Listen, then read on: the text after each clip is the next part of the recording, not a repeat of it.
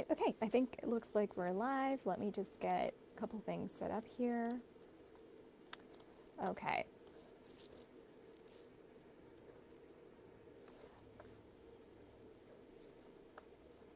Okay, great. Okay, let's get started. So, thanks for watching the replay. If you're watching the recording, and then if you're joining live, thank you for that.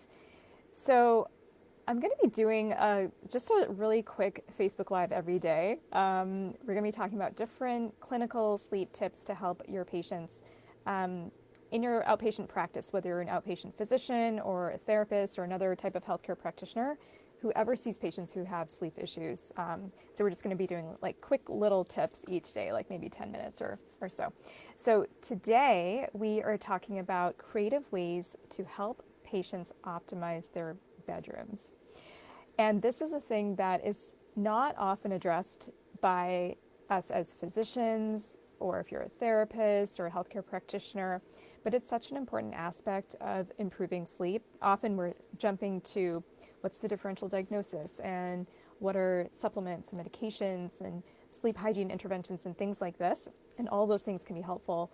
But I always like to go back to basics to see, okay, what is this patient's sleeping environment? How is that impacting their sleep quality? And you might actually learn things that are surprising when you start digging into this with patients. So welcome, I'm Dr. Nishi Bhopal. I am an integrative psychiatrist and sleep medicine physician. And I have a YouTube channel teaching physicians and therapists all about clinical sleep medicine.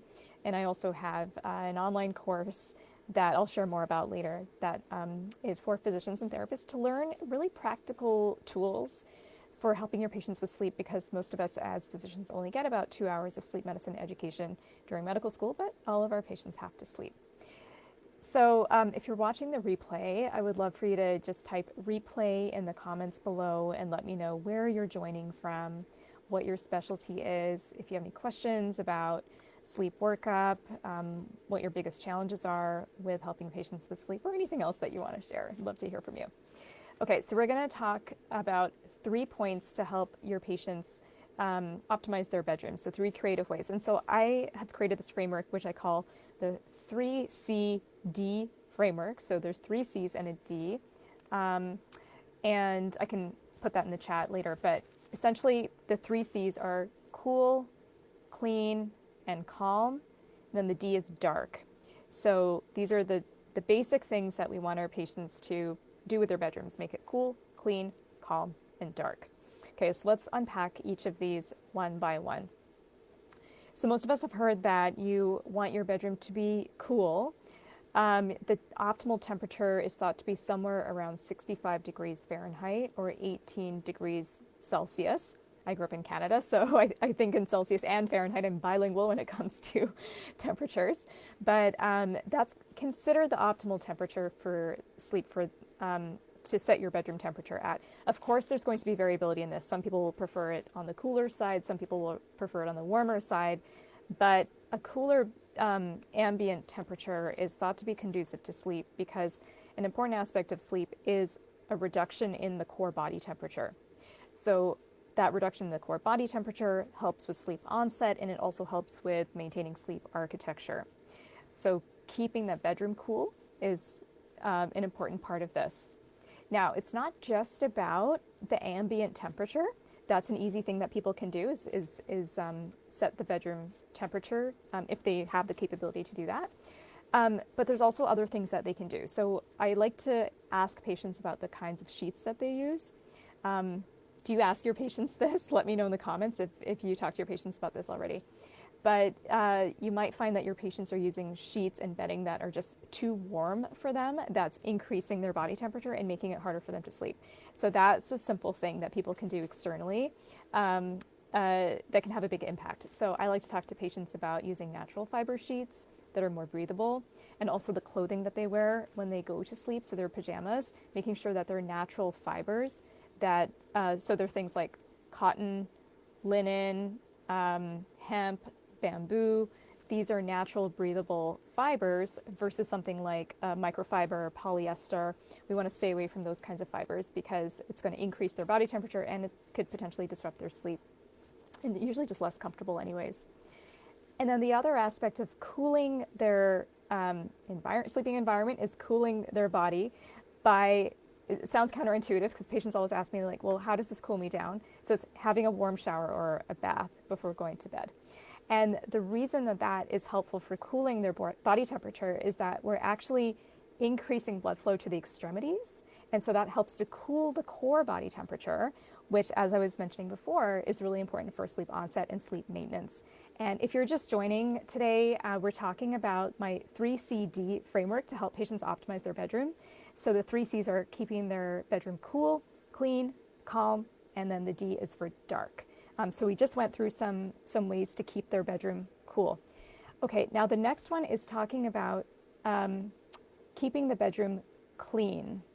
So there was actually a study published in Sleep, in the journal Sleep in 2017, excuse me, that actually looked at 1,000 patients, and they had them go through a decluttering protocol to clean up their bedrooms, essentially. And they found that doing this actually improved their sleep quality, it increased sleep quality, and it led to fewer sleep-related problems. I'll put the link to that study in the comments if you want to take a look at it. But that was published in 2017 in Sleep. So decluttering is something that we often don't talk to patients about, especially when you're talking about sleep hygiene. It's not very common, but it's actually quite impactful. Because if you think about going to sleep in a cluttered bedroom, that is stressful. Seeing clutter activates the stress response. It can activate the sympathetic nervous system, and it can make patients think about all the things they have to do. Oh my gosh, I have to vacuum, I have to clean up, I have to do the laundry. It's almost like a visual to-do list that's in front of them. And that can actually have a negative impact on their sleep quality. The other aspect of it, more than, or in addition to the cognitive aspects of just feeling visually overstimulated, is cleanliness. And especially if the patient has any issues with allergies or nasal congestion, any breathing issues that could potentially impact their sleep quality. If there's a lot of clutter or if the bedroom just hasn't been cleaned up, that can negatively impact their breathing. So imagine if there's lots of dust, or if there's kind of a dirty carpet that hasn't been vacuumed in a while. These kinds of things can have a big impact. So I often talk to my patients about ways to clean up their bedroom, and declutter, and to see what impact that has on their sleep quality. Okay, the next C is calm. So keeping the bedroom calm, using calming colors that they enjoy, using decor that they enjoy, and really creating a sanctuary for them to make their bedroom a place that they look forward to. And again, the idea here is to activate the parasympathetic nervous system, which is the rest and digest aspect of their nervous system.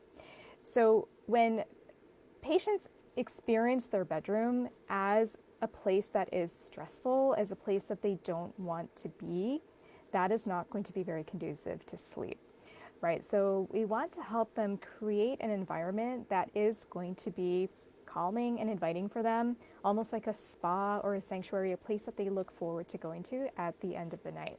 So you can talk to your patients about this, and you can have fun with it. You can ask them, well, what does your ideal bedroom look like, and how can you work towards creating that in your own home, even if you don't have the budget to go to Pottery Barn or something and redo your whole bedroom? Are there ways that you can make some subtle changes to create this inviting sanctuary so that it is a place that you look forward to? Then the last aspect is the D, which is keeping your bedroom dark. So this is a big one, right? Because if we're getting light exposure during the night, that is going to negatively impact sleep quality. It's going to make it harder to maintain sleep. And so I can share just briefly, when I was living in Chicago, I lived there for a few years. We lived in this loft apartment, and we were right downtown, across from the Sears Tower, and there was just constantly light streaming into the bedroom. We didn't really notice it. We had these big floor-to-ceiling windows, and we had some blackout curtains, and there was just always light. There was always noise. We were in the city. It's just something that we lived with, and I didn't really pay that much attention to it because that's how it was. Then we moved to California, and where we live now, just north of San Francisco, in Marin County, it was dark. Where we moved to, there was mostly forest around us. It was not a city environment at all, very kind of suburban and enclosed and not much light or activity around. And it was dark and quiet at night. There was no street lights or highways around us or anything like that. And I just noticed that my sleep felt so much deeper. And I never really had sleep issues before, but it just felt so much deeper. And I did attribute that largely to just the darkness. There was no streaming light coming in. And then, of course, the quiet as well. So talking to your patients about how they can keep their bedroom dark. They can use blackout curtains if they have access to that. Keeping the lights dim in the evening, so not just blocking out light from outside coming in, but also dimming the light that they're exposed to in the evenings and in the bedroom. So, for example, they can put dimming bulbs on their lamps, avoid use of overhead lights. They can use floor lamps or table lamps and then keep those lights to a minimum. They can use salt lamps and things like this to really create this calming energy that's nice and dark, and that's going to be conducive to their melatonin onset and sleep onset and also sleep maintenance. And then a really quick tool that patients can use that's really accessible if they just want something really easy is using an eye mask or a sleep mask. So I have this one. This one is by Ostrich Pillow, and I'll just show you there. So I like this particular one. It's just really comfy and soft, and it's kind of malleable. It has this little pouch you can put it in to travel with. But I do like this company because their products are sustainable, they're eco-friendly, they use no plastic packaging, so those kinds of things are important to me. So I like that. But you can talk to your patients about using an eye mask to block out any ambient light, and that can help with their sleep quality. So in a nutshell, we talked about the 3CD framework to help your patients optimize their bedroom. So that's cool, clean, calm, and dark. And I'll be back tomorrow, and we'll talk about some patient-centered interviewing techniques that you can use to help them better understand what's going on with their sleep, and you can also use it for non-sleep issues as well. So we'll talk about that tomorrow. Same time, 10:30 a.m. Pacific time, same place at this Facebook page. And yeah, so follow my page. That way you'll get alerted to the next time that I go live. And then stay tuned. I'm going to be doing a series of webinars on sleep supplements next month, like in a few weeks.